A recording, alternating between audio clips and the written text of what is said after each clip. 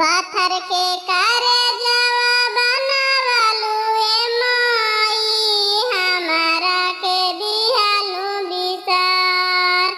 हरदम रखलू माई छाती से लगा के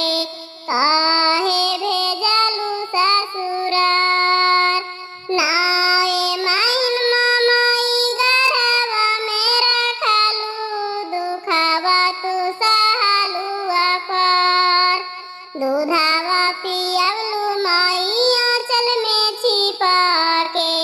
काहे भैनी दुश्मन तोहार भाई बापी के प्यारी सब छूटल छूटी गईले सखिया हमार दूसरा दुआरी जावा भेजही के राहे